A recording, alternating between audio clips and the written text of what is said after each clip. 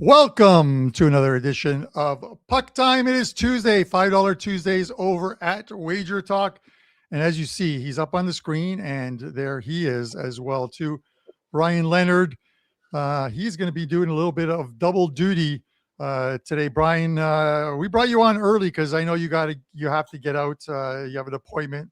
So we really appreciate you coming on to discuss. You're going to do the Seattle Kraken and Anaheim Ducks right off the top. Pittsburgh Penguins, New York Islanders. Andrew and I were going to do Toronto and Edmonton as well, too. Same game parlay, a pod. I'm disgusted by the pod yesterday. Should have been a Winnipeg Jets power play in overtime. If you guys watched that game, too many men on the ice for Dallas. Guy jumped into the play on the 2-on-1 before the other guy had gotten to the bench. But I can't complain about everything, Bri. Because if I did, I can. It would be a whole show of me just complaining. And Andrew's been through that already. Andrew watches me complain the first 15 minutes of every show as well, too. Brian, any surprises last night? Somebody mentioned Colorado, 87 games at home without allowing a goal. The Detroit Red Wings go in there and shut them out. I said on yesterday's show, because I think Andrew mentioned the total, and I said, well, you know, Detroit's going to score at least a couple of goals. I didn't know that those were going to be the only goals of the game.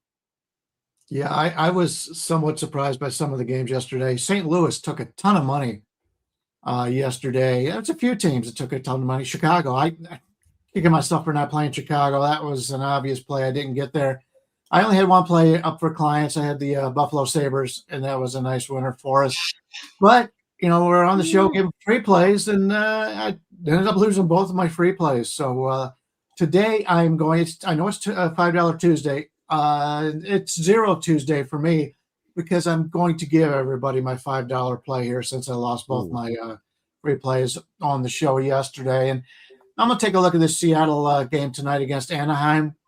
Really important battle for playoff positioning before the break. There's a lot of games coming down to some very important games for some of these teams.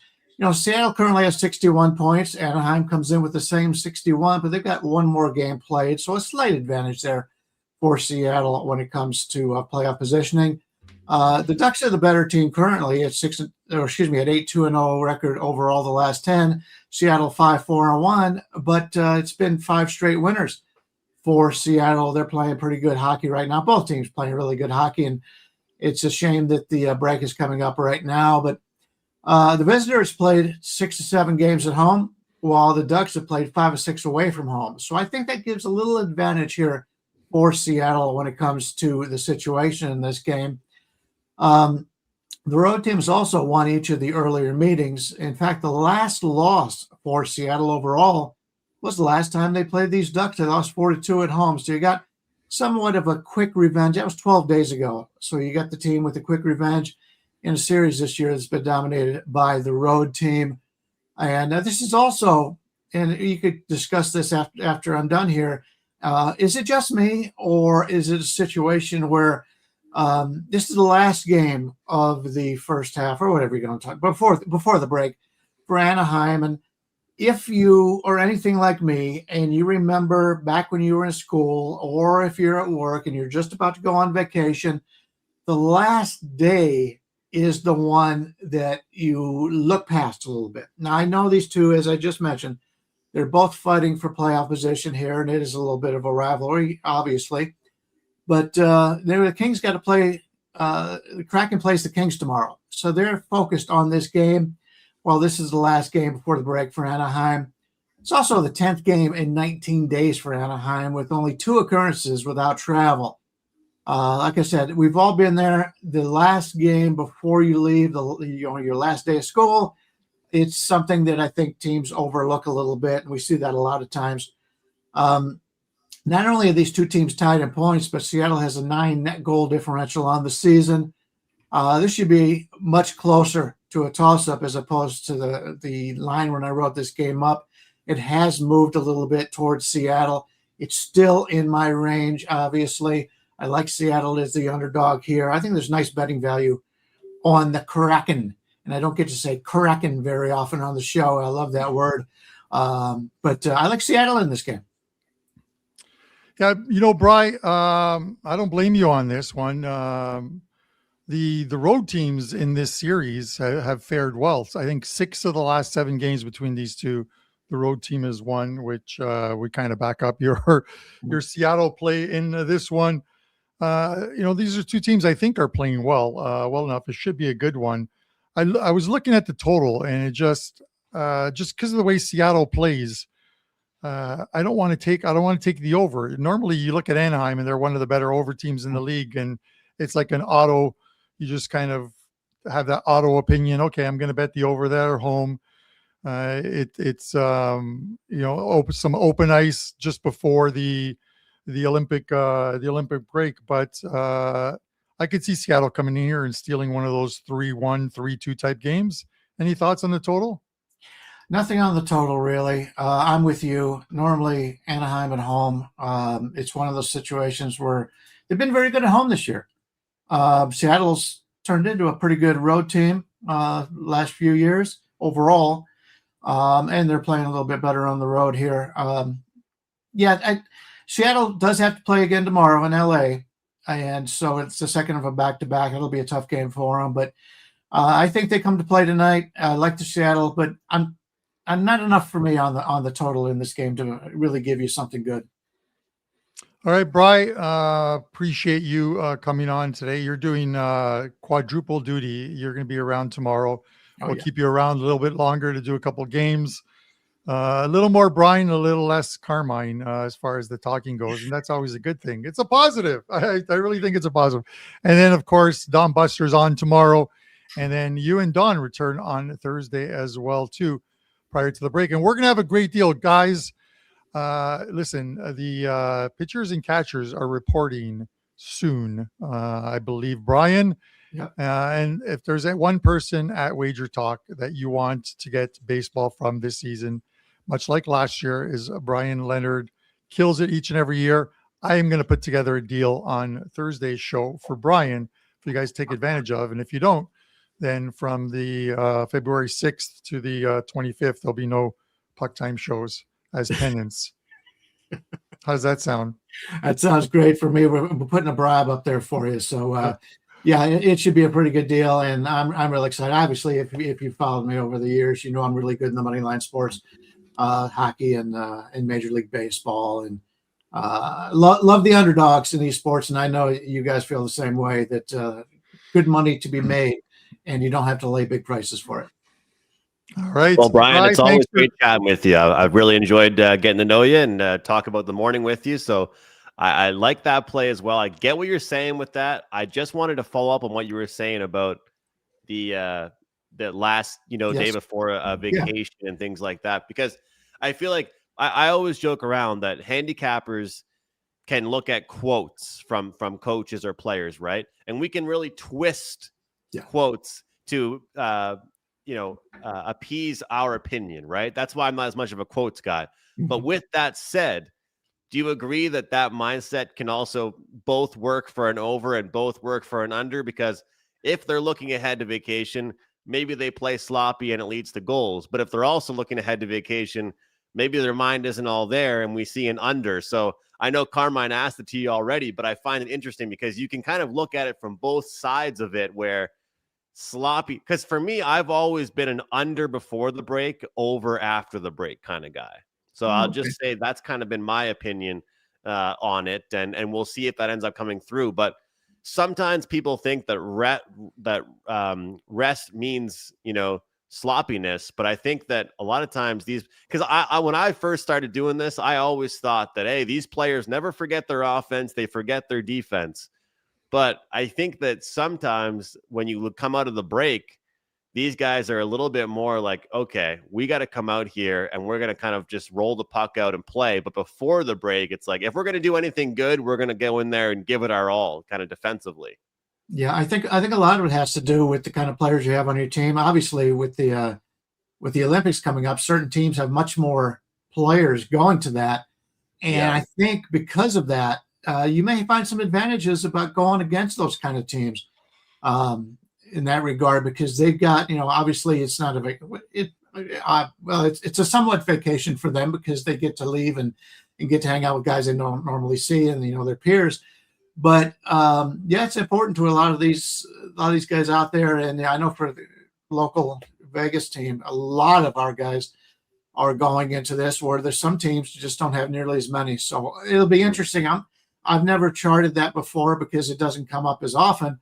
But that's something to really pay attention to when you're going down to these last few days of this side of the break. Awesome, all right, Bryan. To that point of, and just to add one more thing to that Seattle one, Seattle 5 straight wins in Anaheim. The last 4 have gone under the total. So 3-2 Seattle tonight. I'll find the odds on that one and I'll take throw it. a couple pizza slices from Pizza Rock down on There you Fremont go. Street or whatever on it. Bryan, thanks, man. We're going to see you tomorrow. All right. Good luck, everybody. All right, Bryan. Take care. Carm, I could be wrong, but only one Buffalo Sabre is that going? Or I guess Rasmus Dahlin would be going. So how many Sabres? Because you could be looking pretty good, though. There's not too many guys on your team going, right? It's weird because I'm watching the Leaf game yesterday, and I didn't think about that. I was watching the Sabre game earlier, and then I'm watching the Leaf game, and they're talking about that there's only 3 Toronto Maple Leafs going to the Olympics. And the best one was the best one on the ice last night, William Nylander. He was absolutely on fire yesterday. The Leafs only won yesterday because of 2 players on the ice. I know that sounds weird, but William Nylander and Joseph Woll in goal. The guy was unbelievable. Calgary should have scored in that third period, should have tied it up. And if they did, they would have won the game. And I had the Leafs. So it's not a biased opinion. I released the Leafs clients. Andrew, 14-5, the high danger chances in that Calgary game for Calgary. 7-2 in the third period. They were all over them. Yeah. The puck hit the crossbar, drops and lands on the on the goal line, but it bounces away from the net instead of into the net. It was just absolutely insane. The Leafs were holding on for dear life. If they play like that tonight against the Edmonton Oilers, I've seen 7s all over the place. We'll talk about that a little later on, man. But they're in tough. How was your night? You know what, Carm? I ended up releasing just one play, and you and Bryan talked about it off the hop. I had the first period over in the Wings and Avalanche game. We got a goal 30 seconds into the game. Yeah.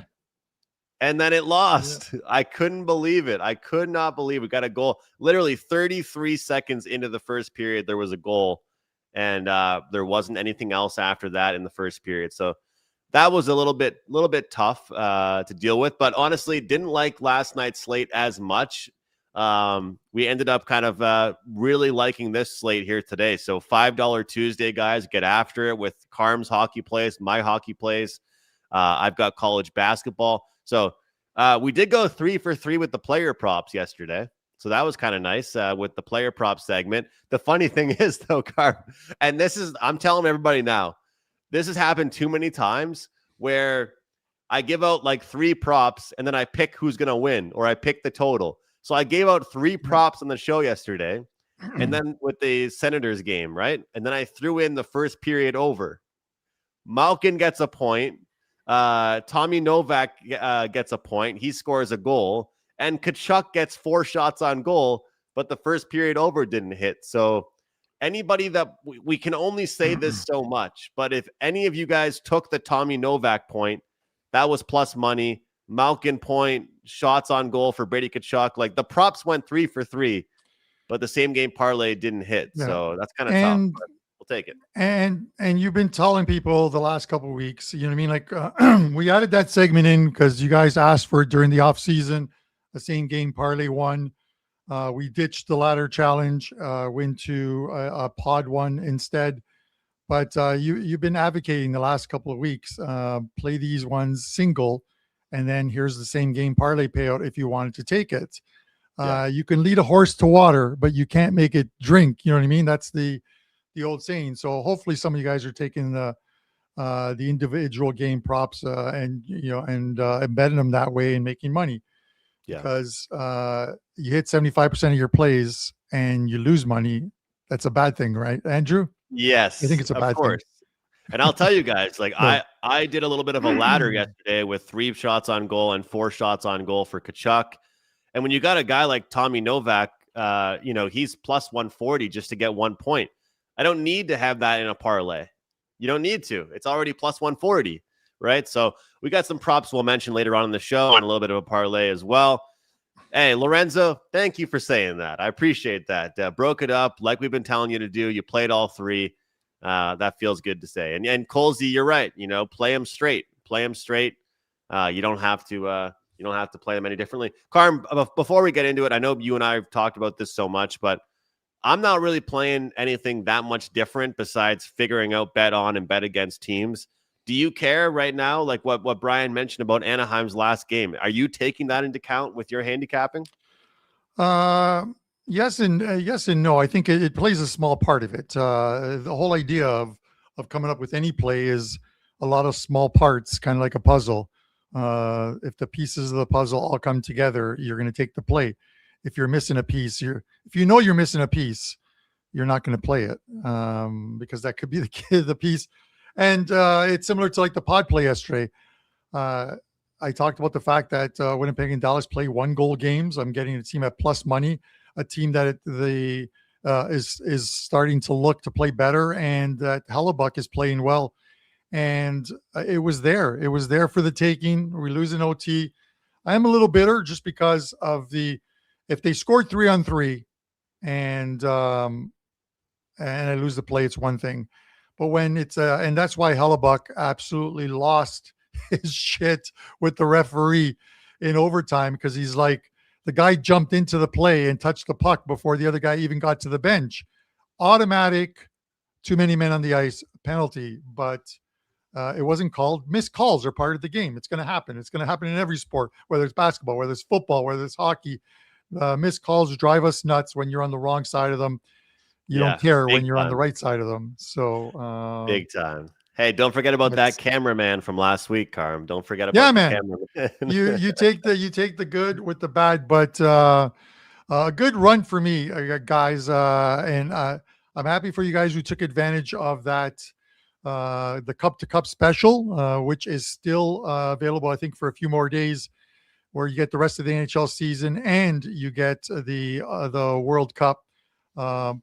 12-3 NHL run for me, and 7 straight soccer winners. Another sweep yesterday, 2-0 in hockey, 2-0 in NHL. So I'm pretty happy about that. Back-to-back 4-0 days.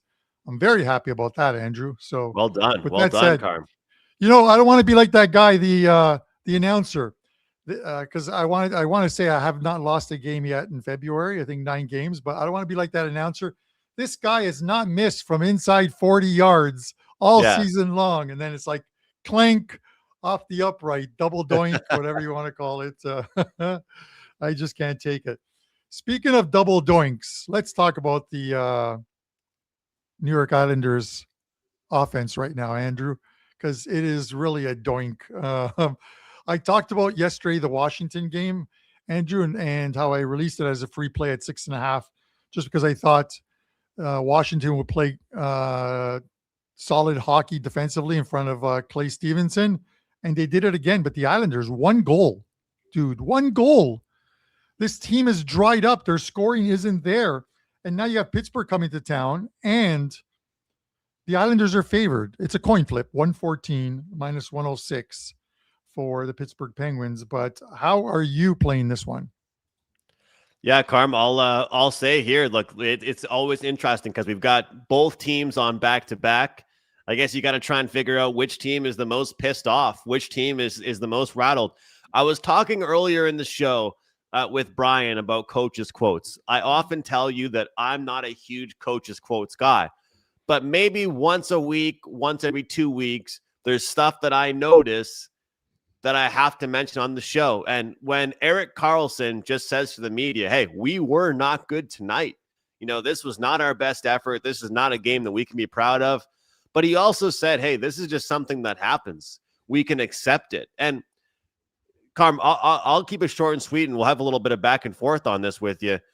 There are certain things where you can read into, like an age of a team or the experience. I do think that this Pittsburgh Penguins team is one of the oldest teams in the league.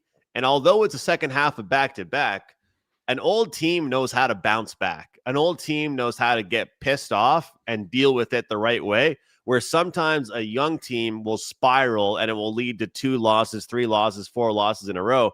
I think this Pittsburgh Penguins team bounces back. One of the sources that I like to look at right now indicates that this team is heavily, and I mean heavily, relying upon goaltending. So although it was Rittich yesterday, so it's going to be Sorokin here today, it's looking like this team is relying a lot on them. Pittsburgh generating elite quality, 12.1 high danger shots for per game. So this to me is quality versus goaltending, quality versus defense. And like you mentioned, Carm, this team and the Islanders aren't really scoring many goals right now. When it comes to bounce back situations, this is a spot that I'm willing to read into a quote, guys. I'm not always a quotes guy, but this is a spot here. You're going to give me New York, you're going to give me Pittsburgh, 2 teams that are pissed off and embarrassed. I'll actually take Pittsburgh as far as the embarrassed teams go. And Steve Rogers, shout out to Steve. He says first period over. I wouldn't talk anybody out of a first period over bet either as well, Carm. Yeah, I wouldn't. I think I would lean the over in this game, Andrew. The total sits here at what, 6? I think it might have opened up at 5.5. And I get it's Sorokin in goal, but I think these teams are back-to-backs. I think it's also 3 and 4 nights for this team, if I'm correct. And it's just one of those ones where Pittsburgh's playing well. They're playing well. They're scoring goals. They want to finish off strong before the Olympic break. And with the Isles being at home, they weren't scoring a lot on the road, but back at home at what is it, USB Arena or UBS Arena or whatever they call it. Yeah. There, Andrew, you got to figure that off of last night's performance or a little better tonight. This is one of those ones where, when Bryan talked about the last games before the international break or the Olympic break, that you could see a little bit of open ice. Last time these teams played, I think this is the first meeting between these teams and the only meeting thus far this season. The score was 4-3. I could see the same type of thing. It's such a common score, 4-3 in the NHL this season. I could see another one here that gets you over the total. So at 6, I like the over. If it was at 6.5, I wouldn't touch it. But even with Sorokin in goal for them, I like the over here. And, it is funny because we talked about this game on the show, and I like that you put this yesterday on the show because, talking about the same teams, twice in a row. But that strategy teams have been doing lately with the playing the number two goalie the first game in the back-to-back. Have you seen that teams have had success with that? Because what I see here is that it puts a hell of a lot more stress on them moving forward. And you guys know I've been talking a lot about the goalie save props on the show. And as much as I like the over with Carm and I like Pittsburgh here, I also wouldn't really talk anybody out of a Sorokin save prop. I mean it. Like, I haven't had as much success on the season with the shots prop, but then I lowered my volume, like yesterday's Kachuk prop and this one here, this one there. I think that Sorokin's going to have to stand on his head a little bit. And Carm, you remember, I keep talking about this. You're probably tired of me saying this, but I'm going to say it again. Remember how good the Rangers were with Shesterkin, and then they have a little drop-off? Maybe people don't realize and give Sorokin enough credit. Like, why is he not talked about enough, like Hellebuck and Vasilevsky and some of these guys? Why is Sorokin not equally given the credit he deserves? I say it every year. I like him as a goalie. The problem is, in years past, like last year is a perfect example. Sorokin had very good numbers, but the Islanders weren't scoring goals. So you have a goalie who has like a 220 goals against average, and he has a record of like 13 and 19. And you're like, how is this possible? Because they weren't scoring goals. You know what I mean? And I think it's the same thing with the New York Rangers earlier on this season as well, too. They just couldn't score goals, especially at home. The only thing that worries me about the over, Andrew, is do we catch a couple goalies that are playing well. Like Sorokin at home is always a good goalie, but Skinner is projected to start tonight. Skinner's 7-1 in January. Let me see if I can find the number. Skinner was 7-1 in January with a .910 save percentage and a .213 goals against average. Man, the Edmonton Oilers could really use a goalie like Stuart Skinner. Oh yeah, that's right. They had him. Yeah. This is why I don't remember any stretches where Stuart Skinner had those same numbers for the Edmonton Oilers. Of course, he's. I'm sure there was some good stretches when they went through that 16-game winning run, but sometimes it's not just a goalie; it's how the team plays in front of you. And I mentioned Kyle Dubas and what he's done with, I think, the top 6 defensemen on the Pittsburgh Penguins. I talked about it yesterday, that I think it is a good top 6 unit that can play some defense. It's one of the reasons why I kind of lean to Pittsburgh in the game along with the over. I haven't released either play, but I could see myself releasing one of the two as a client play.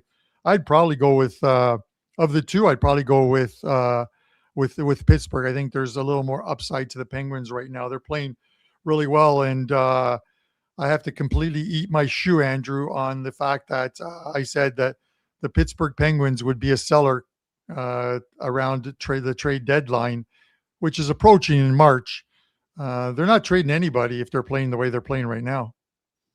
Hey, you weren't alone. You weren't alone with that opinion, Carm.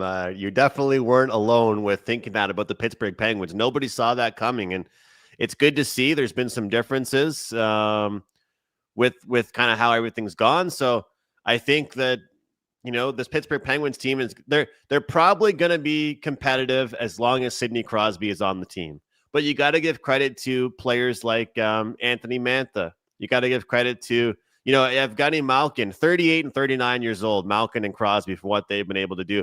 Ben Kindle has done pretty well for this team. You go down the lineup, some of these guys have done well. So I think that they're going to probably try and pick up a couple of key pieces. But I can't wait for you and I to be following the playoff race, because nothing's more fun for me, like on our show, when we're tracking every couple days the who will make or miss the playoff odds, because that's always good to look at.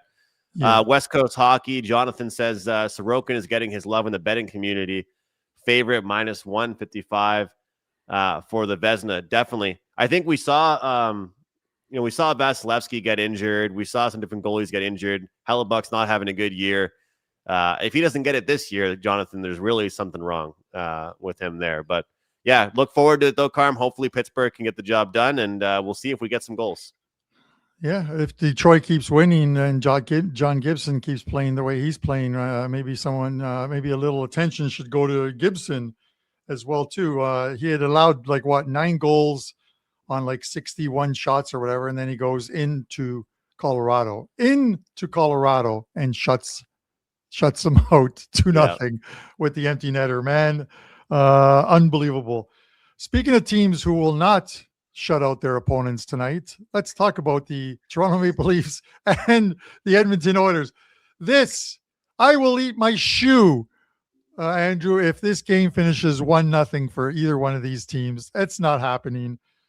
Edmonton -197, the Leafs +160. The total 7s. I am seeing 7s. It's like a slot machine. 7s across the board at most places. Andrew, how are you playing this one?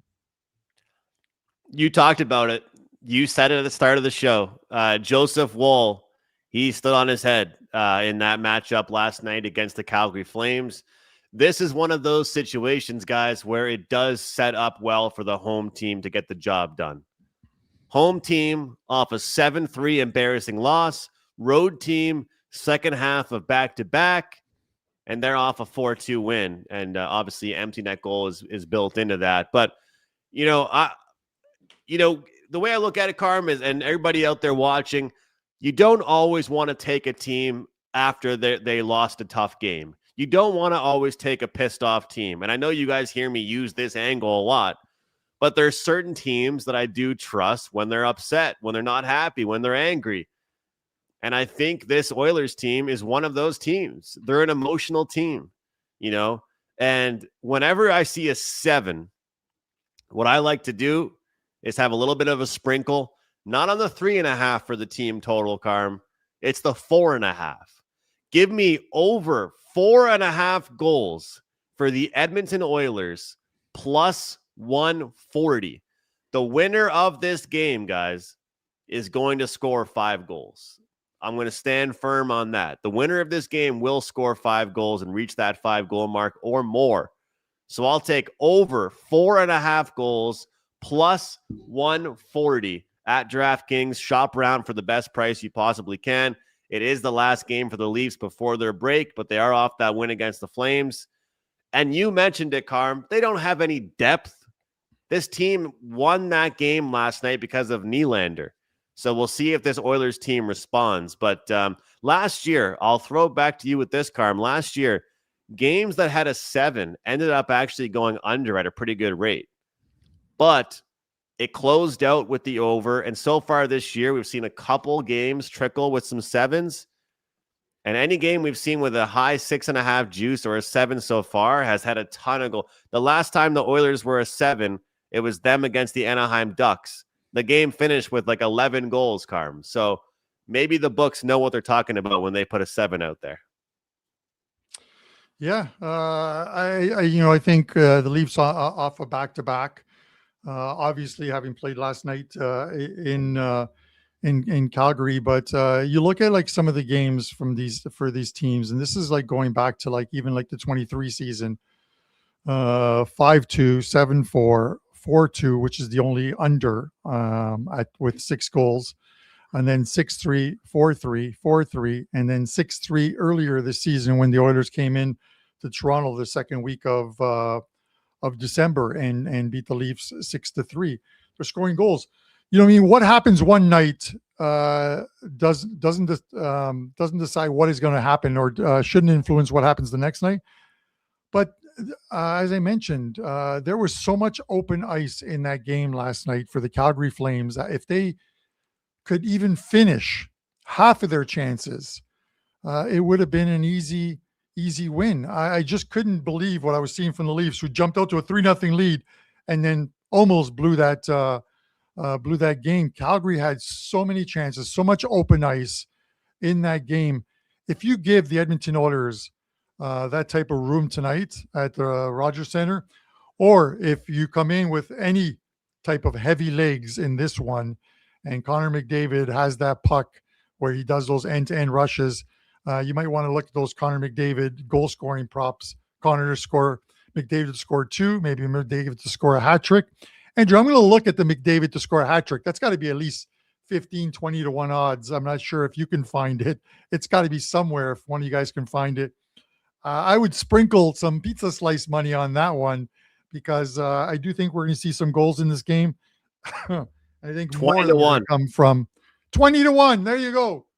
Guys, that'll get you enough pizza to last you through the Olympic break. 20 to 1. But if you're putting pineapple on it, we can no longer be friends.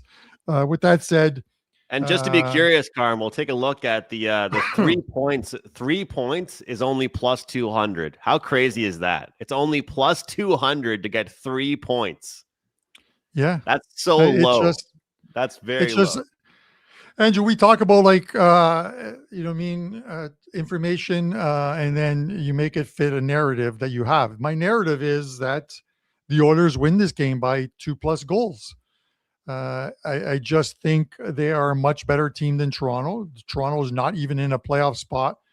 They are near the bottom of the standings. Only teams like the New York Rangers, Philadelphia, and New Jersey are sort of keeping them from being one of the last place teams in the league. This team is not looking good. I still think they should be a seller at the trade deadline and start stocking up some first round picks. But with that said, I'll probably look at like the Oilers puck line as a small play as well too tonight.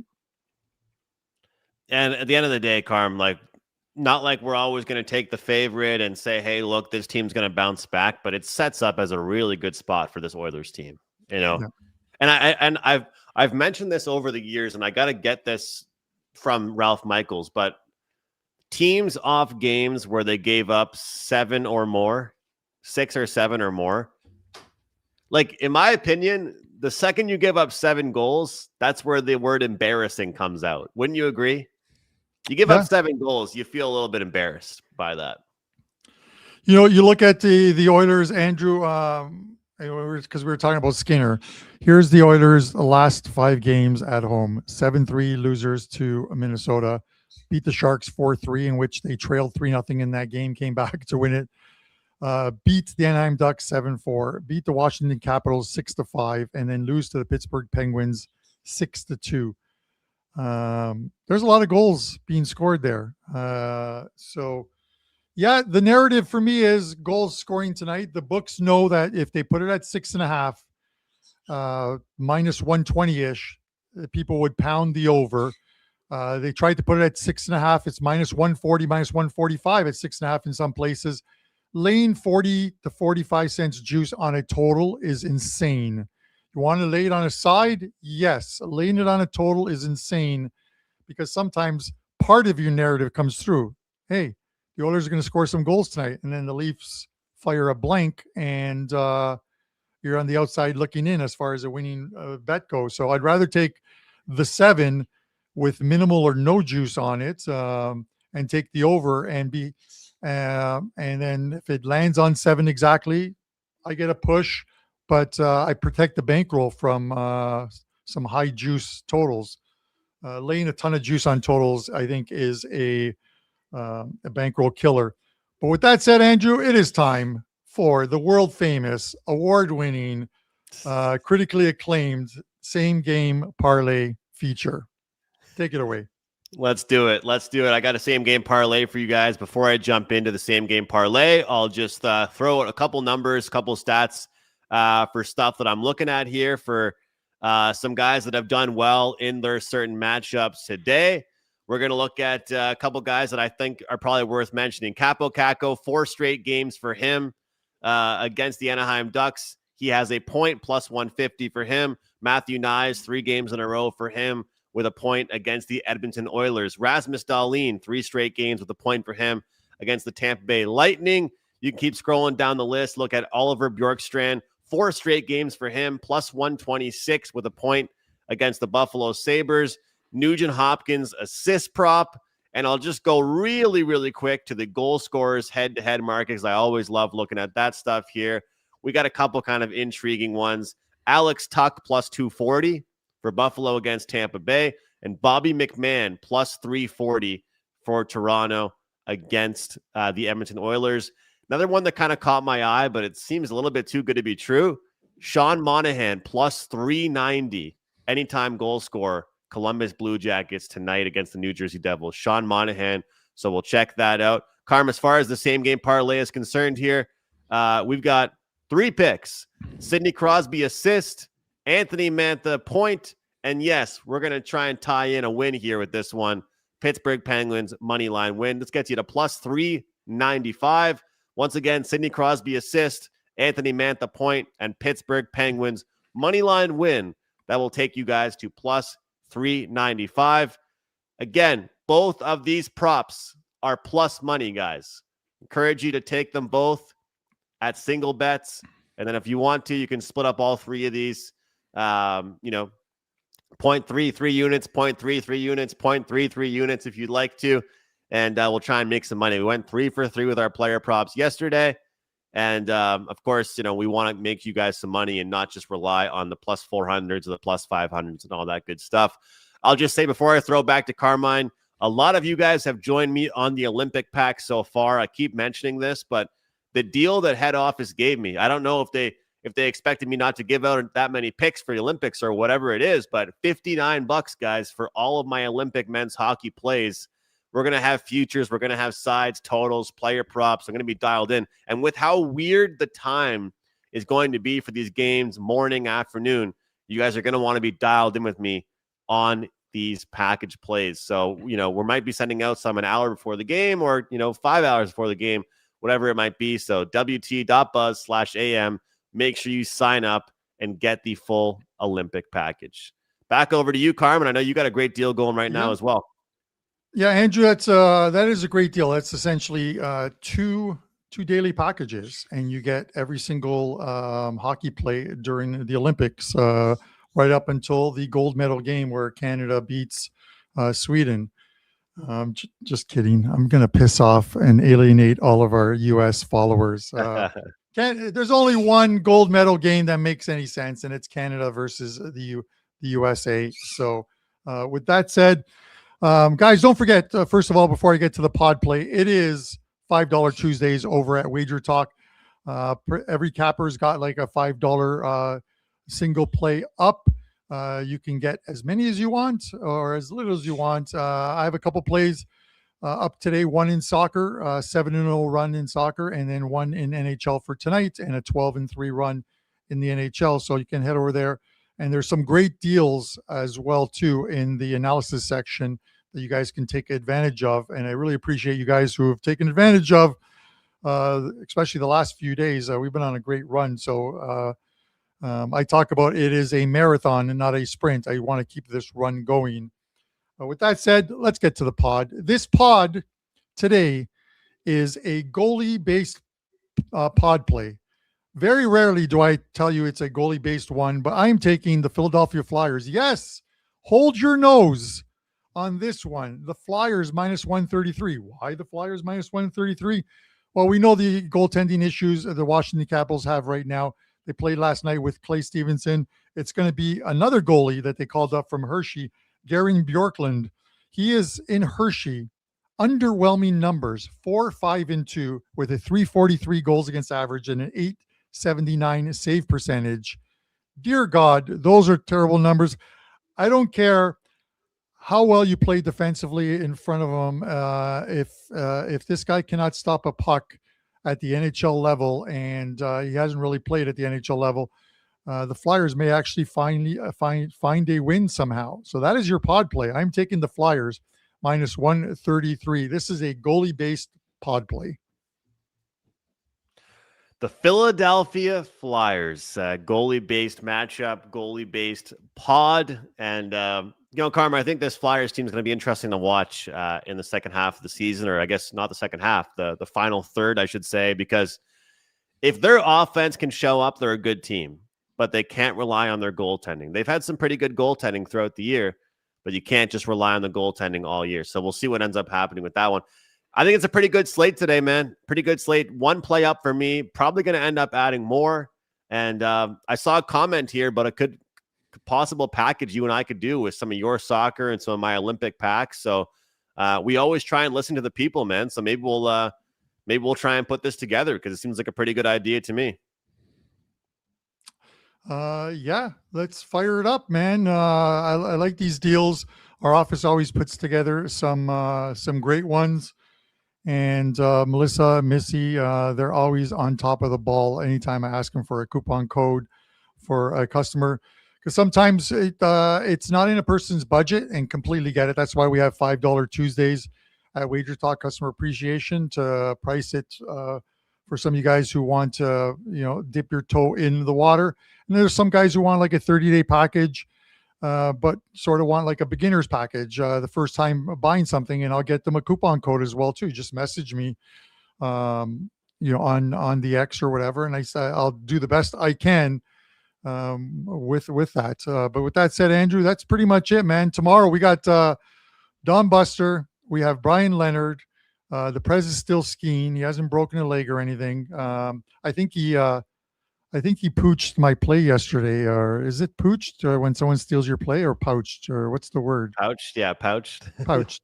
I think he pouched my Minnesota play yesterday because he asked me who I liked. I told him my customer play was the Minnesota Wild yesterday against, your Montreal Canadiens, who played some pretty good hockey in that one, Andrew. I think he pouched my play. I'm going to hide my thoughts from him over the next little while. But with that said, guys, poached. That's it. Poached. Thank you, Matt. Thank you, RJ. I really appreciate it from you guys there. Poached, like kind of like poached pears. With that said, Guys, that's it for today. Thanks to Bryan Leonard for coming on early. I know he had an appointment today. He'll be back on tomorrow doing double duty. Andrew McInnis, pick up his Olympic package. And of course, a ton of $5 plays over at WagerTalk on $5 Tuesdays, Customer Appreciation Day. For myself, Andrew, and Bryan, this is Puck Time, guys. Have a fantastic Tuesday, and we'll see you tomorrow morning.